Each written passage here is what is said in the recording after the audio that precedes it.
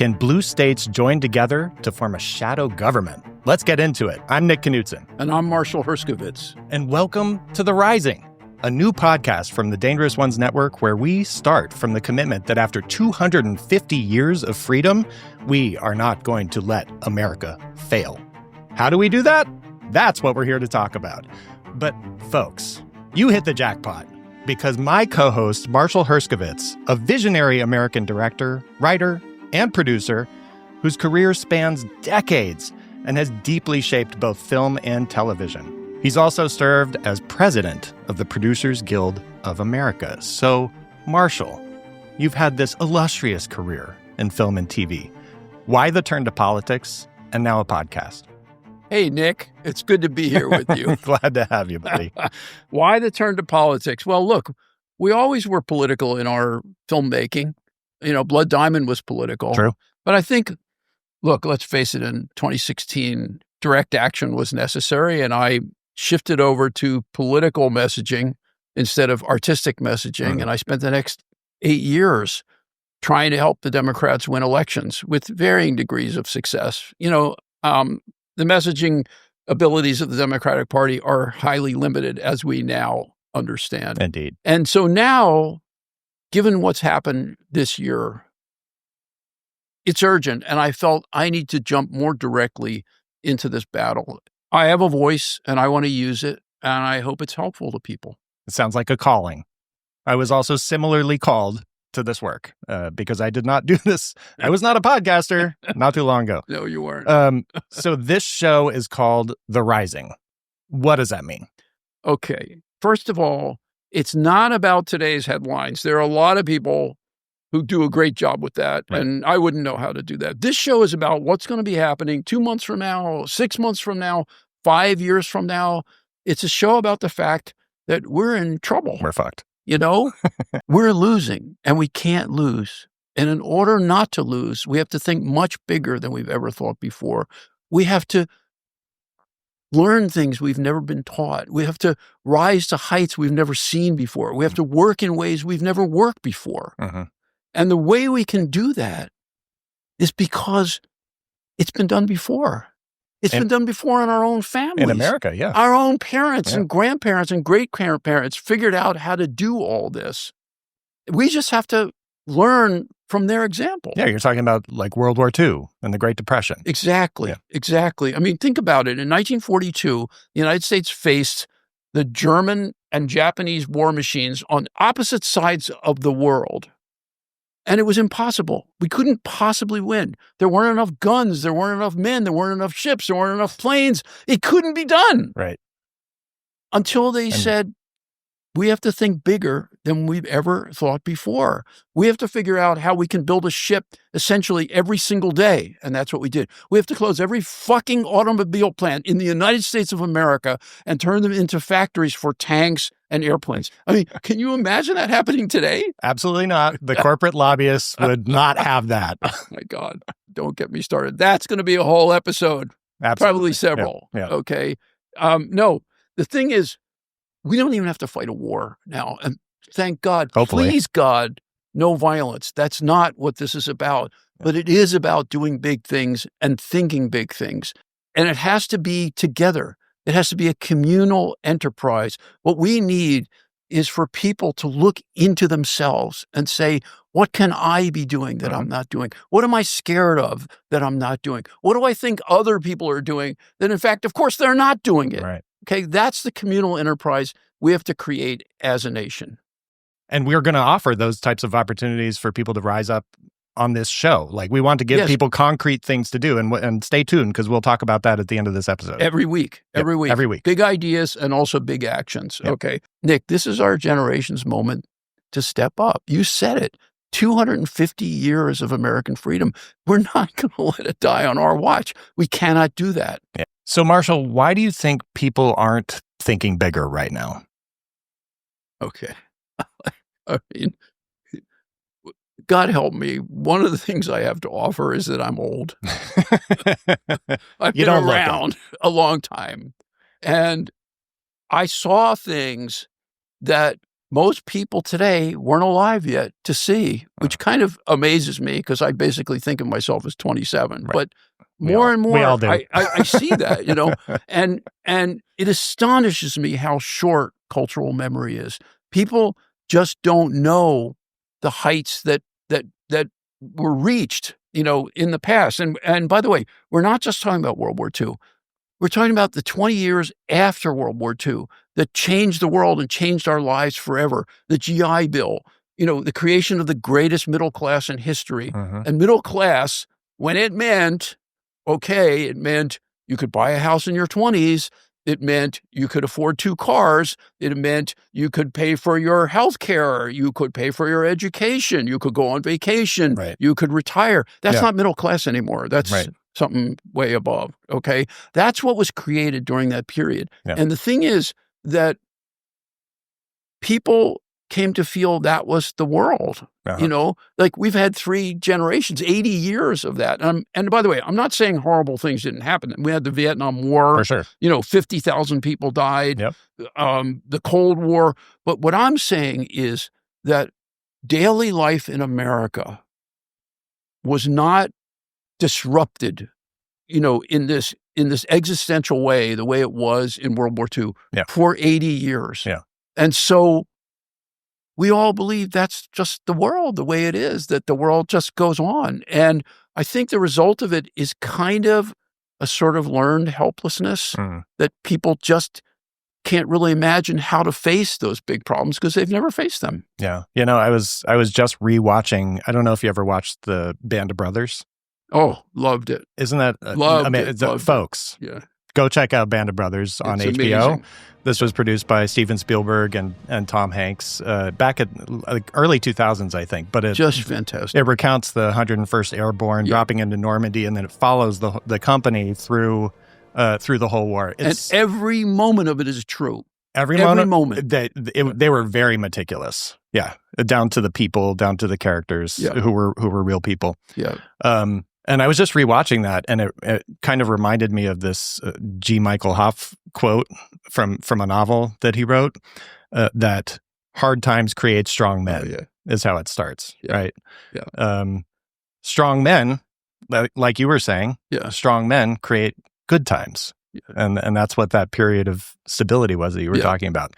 Yeah. Unfortunately, the quote continues, good times create weak men. Yeah.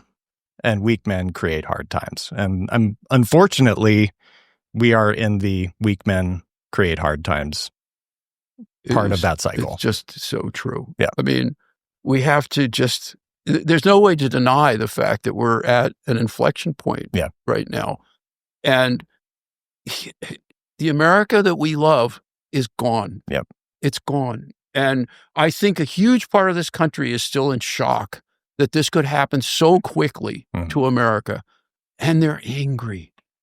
I'm angry. I'm angrier than I've ever been in my entire life. I can't sleep at night. I'm so angry. But the thing is, just being angry does no good. We have to channel that anger into effective action. And that's the kind of thing we're going to be talking about on this show. God, it seems almost impossible. Like it feels like things are going to have to get so bad to mobilize people into sort of big actions. Well, I mean, it's very possible that things will get very bad, and that's what mobilized people in World War II and the Depression. But we're trying to avoid that. Right. I can imagine. I mean, I think people are feeling overwhelmed by all of that, and all of this information that's flying around out there. Yeah. So this show is about big things. Right now, what are the big things that we need to do in this moment? Oh, I mean, yes, it's about big things, and we're going to talk about a lot of big things, and we're not going to try to overwhelm people today. So let's just talk about two big things we have to do today. I think the first thing is we have to find a way to stop this tyranny. What's going to be the off-ramp to this, okay? And it's funny, I was on as a guest with you guys a few months ago, and I was talking about on the dangerous ones. On the dangerous ones, yes. And I was talking about the fact that I thought that there would have to be a popular uprising, with 12 to 15 million people in the streets marching. Yeah. And I think we've missed that window already. I think that our president is out of control, and he's looking for any excuse to declare martial law. and 15 million people in the streets would be a great excuse. And so I think that's not going to be the answer. And so we have to do something that's actually much harder, and that is persuasion. We have to remember that what you'd call the MAGA sort of group in America makes up 30% of Americans, maybe 35% of Americans.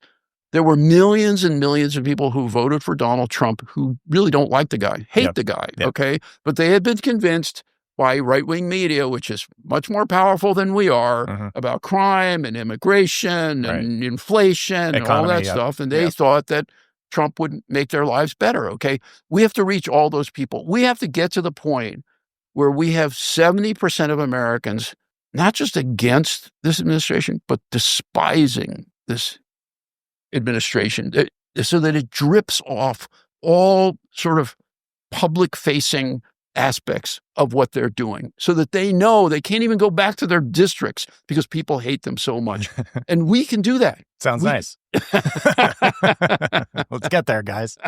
In order to succeed, Democrats need to have a unifying and inspiring vision that people will love.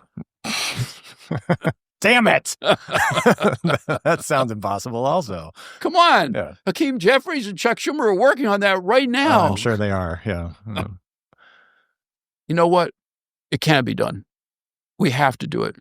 And I think there's a way to do it. And in fact, we're going to be talking about this quite a lot, several episodes about this. I think there is a vision that Democrats can put out to this country that will really excite people.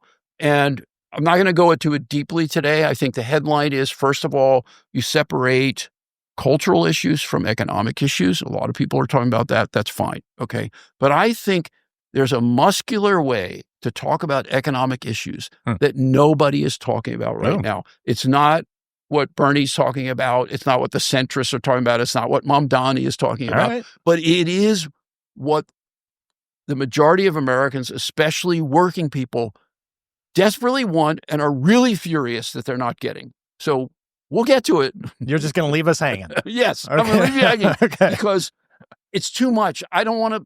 That would be the rest of this episode. Okay. I really want to get, we have a mission here. Okay. I really want to get across this idea that we have not been thinking big enough, you know, and it's not like, oh, I know the answer. I know how to think big. We all have to transcend ourselves. And that's the thing we need to do.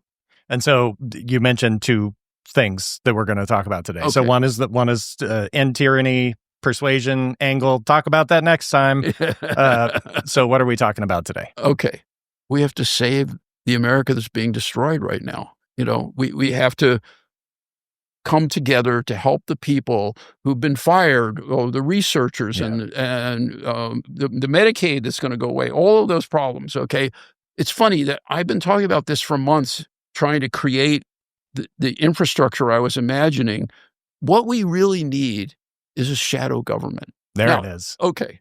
A shadow government usually means like you have a government in charge and you have the opposition saying, well, you know, they're not doing it right. We're going to, this is how we would do it if we were the government. That's what they call a shadow government. I'm not talking about that. I'm talking about literally a shadow government that takes over what the government is supposed to be doing. You know, that raises the money. And by the way, you know, we can raise the money to do this. Just for reference, in World War II, Americans contributed the equivalent of $3 trillion to the war effort in today's money. Okay.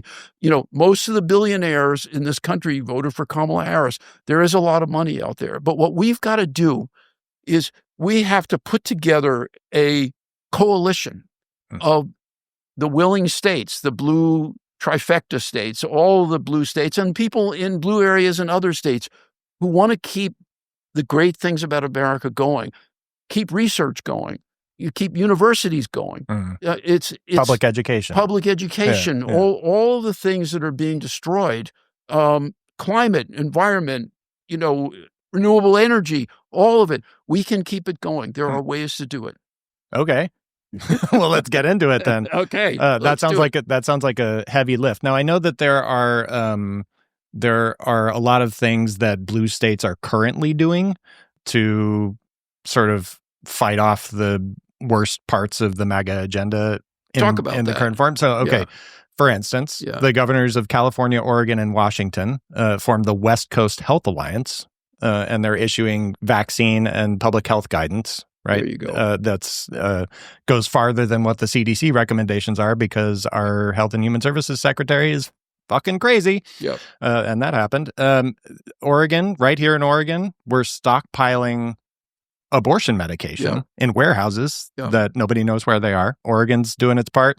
Yeah. Pritzker's team in Illinois has been exploring, trying to force like Google and Apple to turn off location services for people who are entering the state to get abortion services. So, fantastic. So, I mean, people are thinking like governors are thinking outside the box. Yeah. But these feel smaller. That's right. Than what you're talking about. We have to bring it together. And by the way, if you don't follow Christopher Armitage on Substack, you should. He writes brilliantly on all of these subjects. Yeah. And one of the things he talks about, and we're going to talk about, is the idea of creating a different kind of blue wall than they were talking about in elections, that of bringing these states together, that Pritzker and Newsom and, all of these governors of these trifecta states where you also have the legislature should be working together. They should be on TV together. They should be signing, mutual defense pacts together. There are other things we can do. For instance, Trump he's threatening that he's going to have federalized National Guard in all 50 states. Right. And, I'm sure that'll be just in time for the elections next year. Sure. Okay.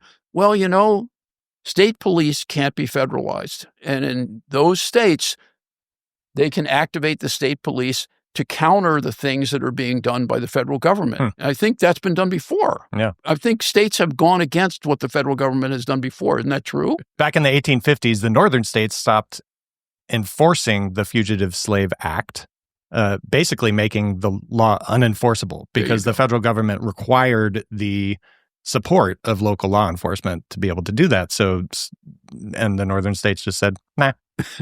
But that's not all. I mean, there's more historical precedent for states thumbing their nose at federal authority. So think back to the early 2000s. Yeah. I don't know if you remember this, but Iowa, among other states, actually declared gay marriage legal. I do remember in the states, and people forget. Yes, right? It was California, but Iowa was among those states. Yeah, feels like a long time. Love you, Iowa. Yeah, that was before Obergefell, right? So the states kind of led to, and then eventually the Supreme Court. We'll see what happens. But by the way, I just need to say, the framers of the Constitution were so fucking brilliant. Yeah. We on the left have always heard that term states' rights, and it meant a bad thing to us. Right. It meant racism and all kinds of stuff. But that was built in. And now we're like, federalism. And now we need it. We need states' rights. Right. And they saw that 250 years ago. They saw that states' rights was a way of countering tyranny. Yeah. And God damn, we have to use it. Yeah. And by the way, you hear people using this term soft secession, as if that's what the blue states are doing, a soft secession. I hate that term. I've heard that term too, and I'm not sure that our audience necessarily has heard that or understands what that's about. Well, it's as if the blue states, people think they're actually leaving the country to do their own thing. Excuse me, they are upholding the Constitution. It's the rest of the country or the government that's left reality, frankly, and is doing things that have never been done before in America that should never be done in a free democracy. So let's back up to this idea of a shadow government, because it's not just about blue states protecting the citizenry that lives within those blue states. Definitely right? not. It's about, you're saying, different groups coming together and like the blue state trifectas joining forces, but also, the legal profession and universities, and that's more what you mean. Yeah. And by the way, we're starting to see this. A lot of law firms have come together. Universities have created these pacts. Okay.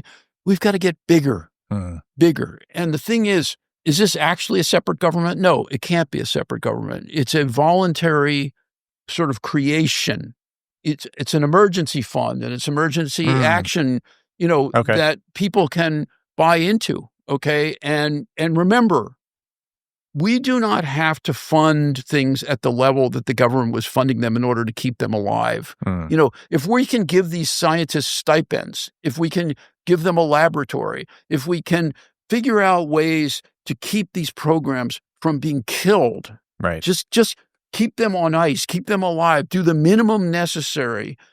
Basically, we live under an occupation now. And the idea is to keep the America we love alive for the duration of the occupation, whatever it takes. Okay. So knowing that we were going to talk about this idea of a shadow government, I kind of came up with some different ideas about what I think sort of programs might fit into a shadow government. So tell me if I'm on the right track. Okay. Yeah, because I'm the expert. You are. You are. That's why you're here. Okay. So the first one is a public education trust. We see these edicts coming down from the Department of Education potentially around how civics is being taught and how history is being taught. Yeah. And presumably, federal education funding is going to be used as a cudgel to try and keep districts in line and teaching the approved curriculum. Yes. And so there are going to be some districts that want to not do that because they're actually educators, and that's bullshit. Yeah. So a public education trust, blue states are pooling some money, maybe some billionaires are putting some money into this fund to listening billionaires and regular folks, regular Americans. Yes. Right. That's important too. Yeah. To the extent that they have the capacity to do that, but putting money into this fund so that if a district or a state opts out of implementing the MAGA curriculum in schools. Yes. And the Department of Education says like, oh, sorry, that means that we're taking away all your funding. Yeah. There's some place for them to go. Exactly. And That's apply for resources. Great idea. Okay. What else? Okay. All right. I love it. I'm on the right track. I love it. I mean, Medicaid and Medicare and health coverage. I mean, the ACA premiums are about to start skyrocketing because of congressional action or inaction. Having sort of resources that can come in and try and help prop up health plans that would be otherwise too expensive for people to afford. And again, this is the thing. I don't want to talk about neoliberalism today because that's a whole other thing, but that would be hours, folks. I know it's many hours and it's the heart of all the problems. But the point is, we've all been taught to be so self-interested. Yeah. The notion of asking doctors and clinics and hospitals and all these different aspects of the medical profession to say, please step up, help people out, make less money. Right. I mean, it sounds horrifying to people now, but that's what was done in the past. Yeah. We have to pull together. Ben Franklin said, we must all hang together or all hang separately. This is what we're talking about, is thinking in ways we haven't thought before. Okay, I've got a few more. Yeah, because I did my homework. So I love it. So Alt-FEMA, right? So FEMA is being defunded at the federal level. Yes, and mismanaged, I'm sure. Yeah. And so hurricanes are still going to happen, earthquakes are still going to happen. Yeah, forest fires here in Oregon for sure. So a state-backed sort of rapid response. Multi-state. Yes. Yeah, multi-state. Yeah. And basically an Alt-FEMA. And so when we're talking about these resources are not just for people who live within those blue states. It's so important because one of the ways you win the country back is you show people who really cares about them. Yeah. And if people in red states come to understand that those people they supposedly hate in the blue states actually care that they had a tornado or a hurricane, that could mean a lot. Yeah, absolutely. In addition to helping to support funding for critical programs in districts across the country, having a education network that's online, like a funded, basically a civics program. There you go. So because in theory, in Texas, Oklahoma, all these states, they're going to start teaching some pretty weird shit. Yeah. And so having some publicly available, secure lesson plans and even online instruction around what actually is happening in America and what happened in history. Well, once again, homeschooling was always right coded. Okay. Yeah, now homeschooling might be exactly the thing right. that saves people from being indoctrinated. Right. Yeah. Absolutely. It's great. The last one I'll mention that's like close to my heart, sanctuary networks for journalists and for whistleblowers. Yes. We've seen it. Yeah.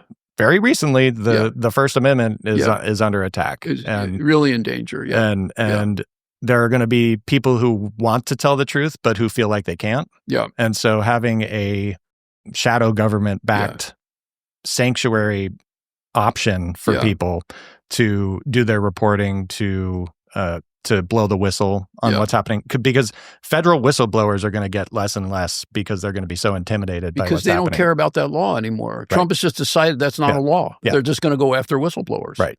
Right. And by the way, it was such an achievement that the United States government protected whistleblowers. Right. Gone. Yeah. So all of that, all of these things that I've been talking about, that's within the bounds of what a shadow government. And also, I think a shadow government has to deal with what ICE is doing. And again, this will probably be a whole episode, and there's a lot of dangers here. Yeah. Okay, because ICE is very dangerous. They got guns, and eventually they're going to start using them. Yeah. Okay, but what they're doing is so egregious, so horrible, and it's not even being given enough attention in the media. How many American citizens and legal immigrants, green card holders, are being disappeared? Yeah. You can't even find them. Yeah. Being sent to other countries. Okay. And the way they're going about this is state-sponsored terrorism. Let's be clear. There are, the last one I read about it, there are 1.9 million immigrants who were already adjudicated for deportation because they requested asylum, they had their hearing, the asylum was denied, and they're supposed to be deported. Okay, so they could deport 1.9 million people, and that's what they should be concentrating on. Okay, right. Which would mean they would go with a warrant, they would go right. to the person, and they would take them. Okay, that's not what they're process. doing. It would due process, exactly. Yeah. That's not what they're doing. Okay, right. That's not what they want to do because they want to scare the shit out of people. That's what they want to do. I saw a local news report where they were interviewing a guy outside his house who was having some roofing work done. Yeah. And ICE had come and surrounded his entire property, right? And they kicked the ladders down. Yeah. And they had these roofers like jumping off of the roof. This is off the second, like the second floor roof. I know. And the company ended up getting back to the guy whose house it was and said, no, these are legal immigrants. Yeah. They're not undocumented. Right. But they scattered anyway and risked injury and stuff because there's fucking people with guns coming after them. Right. I mean, what are you going to, and that dude, he had kids, know, and having ICE surrounding his house, like terror. This is terror. This is not law enforcement. It's racist terror. Yeah. Let's face it. They just go after people who look Hispanic, period, over and out. Yeah. They don't care. What can be done? Yeah. How can we think big about that? And I think it gets back to this idea of state police. Yeah. And also, I think we'll talk about it later, but I think there's a way in which we can be more effective in the demonstrations we have against ICE. Okay. In terms of convincing people. But I'll leave that conversation for later because it's a longer one. Okay. All right. Okay.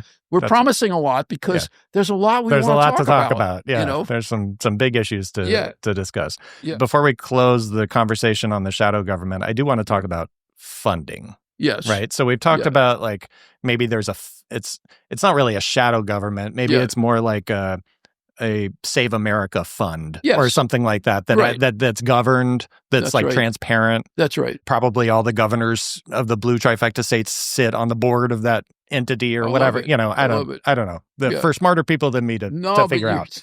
You're doing better than I was doing. Thank you. Yeah. You've given me a lot to think about. But as far as funding goes, California is sitting on a reserve of $76 billion in surplus.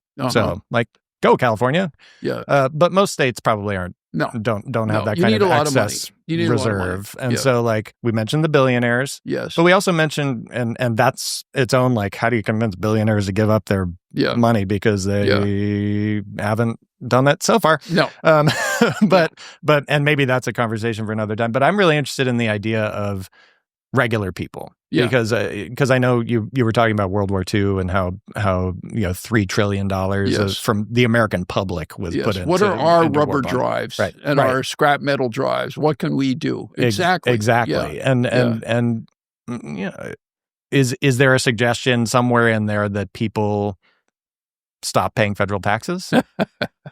Move their withholdings down to zero. I love that idea, by the way. And then pitch into the fund instead. Yeah. Like, I know that that's concerning. Like, you don't want to get on the radar of a fascist administration, but also what you're talking about is thinking bigger and having more courage. I mean, look, neither of us are lawyers, and I think there are legal avenues that could be pursued. This money could go into some kind of escrow so the government can't say it was stolen, that sort of thing. I think we have to contend with the fact that the blue states in general are the ones who spend way more money on red states. They do. Way more. Massachusetts citizens put $4,000 more into the federal government than they get back in services. Right. And so the problem is there's no direct way for them to say, I want that $4,000 back. Okay. Right. But smart legal minds can figure out a way, like you said. There are probably other ways that the states can say, we're not putting this money into the federal government. And also, let's face it, Trump has gutted the IRS. The IRS is a useless institution right now. Yeah. So what are they going to do? What an irony. Yeah. Come at me, bro. Exactly. Yeah. But I think, again, if smart minds get together and say, how do we fund this thing? They will find ways to do it. It won't ever be enough money, but that's okay. Yeah. It can still be effective. We just need to keep the gears in motion. That's right. Right. Yeah. Okay. That's right. This is what the congressional Democrats should be doing right now. What are they doing in Washington? They're doing nothing. They're utterly powerless. I mean, this has been, I think, one of the most painful things for all Democrats is to see that it's like they're robots unplugged. Right. It's like they don't know what to do. Okay. Why don't they go home to their states and their districts and help the people there and work together and figure this out? Because it's time we understood that our elected leaders are often not leaders, they're followers. Okay. We, the citizens, have to be the leaders. We have to point the way. We have to create these new ways of doing things. And then the elected leaders will follow. And that's just the way of the world. We can be pissed off about it, but we have to stand up and do the work now. I think what we're talking about here, this notion of communal purpose at a huge level, is something Trump does not understand at all. Okay. And this is a huge advantage as we move into the next 6 months or a year, that having communal purpose is something they don't actually even understand. Okay. And it's funny. I was watching Heather Cox Richardson talk about this, and she was saying that, community is not kumbaya. Community is agency. People come together and it creates power when they come together. And that's what we're talking about. And I feel like conservatives always used to talk about that, about community. And it's not that anymore at all. It's all about division. It's all about dividing people up into different buckets and putting them against each other. There's so many reversals. It's like, it used to be conservatives said, America, love it or leave it. All these lefties, they hate America. Okay. Everybody I know loves America and is desperately upset because they feel like they're losing America. Yeah. Okay. And all I hear is complaints from people on the right about how bad America is and how bad half of America is. Yeah. We have to build a vision that makes people believe there's a future for America, for the right as well as the left. The idea that this is one country is something that we just haven't felt in a long time. I mean, I think, honestly, I believe that we're still reeling from 9/11 I agree. is really what I think. I think the world changed on 9/11, and so many bad things happened after that. By the way, Katrina, the war in Iraq, the meltdown in 2008. That so many people have grown up feeling like the world is not a safe place. I mean, why do we have an epidemic of anxiety and depression right now? This has to be a big part of it. And then you get to social media and how it's destroying people's lives. I mean, I hear a lot these days about, God, wasn't it great in the 80s and the 90s when people had fun? Yeah, all my fellow Gen Xers. It's like, man, when growing up was a lot better than it is being a grown-up. Yeah. I mean, this wasn't long ago, okay? It's like there's been this pall over us for the last 25 years. But we need to break out. Wouldn't it be amazing if we all felt like we were living in the same country again? Well, that'd be great. I mean, it wasn't that long ago. Yeah.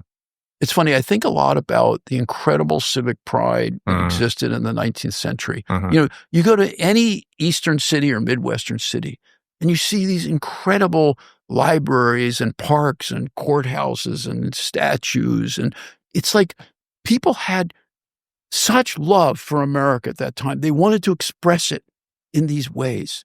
And, this was 100 years before John Kennedy said, ask what you can do for your country. Right. They wanted to do something for America. And I think this is a vision that Democrats can put forward that has not been something we've been talking about for a very long time. That's one of the things that I really like about the shadow government concept, is that it gives us a North Star, like something that everybody can embrace as like, this is a solution for this moment in history, and it's that we positive. can rally around. And it's positive. Right. It's not. It's about helping people. You can call it resistance, but it's actually saying, we are America. We're doing what America's supposed to do. We may not have enough money, but we're going to do it. Right. Yeah. Okay, so this is a good place, I think, to start wrapping up. Is there anything that you want to leave us with before we close out? It's funny. I was thinking about this. I was thinking about how do I want to end this, and I was thinking that my favorite moment in all of Shakespeare is in Henry V, the St. Crispin's Day speech. We few, we happy few. By the way, Band of Brothers, that's what that was from. Yep. Okay. Yep. It's the night before Agincourt. They are outnumbered 5-1. They're all standing together. They know they're going to die tomorrow. And the king is saying, I'm so happy we're here. I wouldn't want to be anywhere else. Okay. That's just so important to where we are right now. In the hero's journey, there's always that moment where the hero despairs, where it's not possible. It can't be done. And in most of these stories, what happens then is a dream or a visitation. A wizard or a god comes and gives a sword or a jewel or Frodo's ring and says to the hero, you're not alone. And this is our moment right now. We're not alone. We're going to do this together, and we're going to rise up. We have each other. We have each other.